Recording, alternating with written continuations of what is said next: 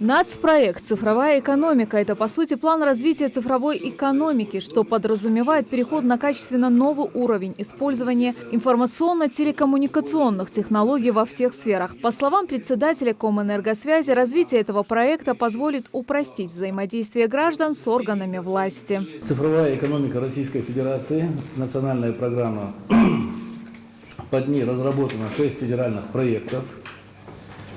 Это на основании национальной программы и федеральных проектов разрабатываются наши региональные паспорта по каждому из этих направлений.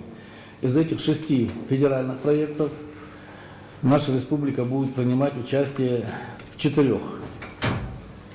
Мы подготовили 4 региональных паспорта.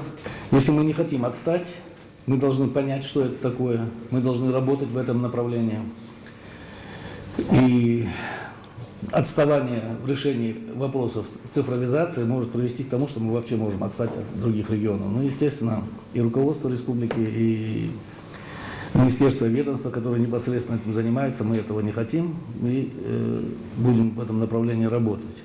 Как внедряются цифровые технологии в сферу госуправления и оказанию госуслуг, рассказал Магомед Хашагульгов. В целях управления развитием цифровой экономики на период до 2024 года в регионе определены главные задачи. Республика Ингушетия проявила инициативу стать пилотным проектом региона, то есть по проработке следующих сервисов. То есть рождение ребенка, утрата близкого человека, регистрация брака, цифровой полис ОМС, ДМС, цифровой больничный, цифровой охотничий билет, выдача квот. На данный момент мы направили письмо в Министерство связи и массовых коммуникаций Российской Федерации по рождению ребенка. До конца 2020 года планируется обеспечение возможности заключения цифрового трудового договора. То есть распечатанный договор, трудовой договор с работодателем, его не будет, он будет электронный. Введение цифровой трудовой книжки, то же самое. Это все будет, это смысл цифровизации субъекта Российской Федерации. Это план на 2020 год. Иных документов в рамках трудовых отношений в соответствии с Трудовым кодексом Российской Федерации. К этому же сроку будет обеспечена выдача удостоверения личных граждан нового образца паспорта, содержащий биометрию.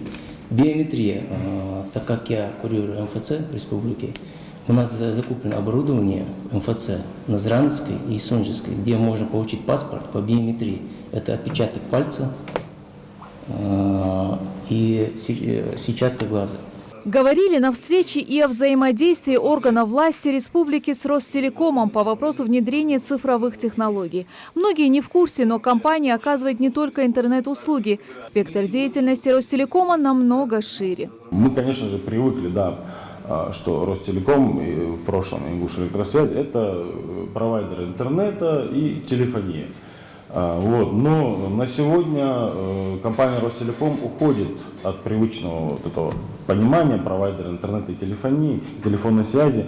Мы немного поменяли вектор развития. Мы не только на сегодняшний день являемся провайдером телематических услуг, но также и становимся полноценной IT-компанией, которая может предложить и предлагает различные программные решения в самых разных сферах деятельности. Подводя итоги семинара, представитель администрации главы региона Муса Евлоев рассказал о сути работы единой информационной системы управления кадровым составом государственно-гражданской службы. Единая информационная система, это действительно уникальный ресурс, такого не было ранее в Российской Федерации.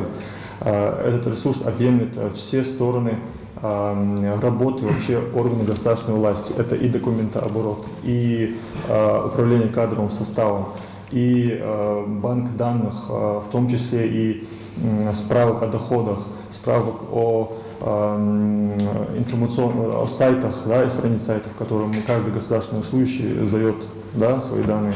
В общем, ресурс действительно объемлет очень многие стороны жизни госслужащего. Для решения поставленных президентом задач, по мнению организаторов семинара, необходимо создать региональную и эффективно действующую структуру. Она позволит упростить межведомственное взаимодействие, осуществлять эффективный контроль за исполнением региональных проектов. Светлана Томова, Асхаб Белакиев. Новости 24.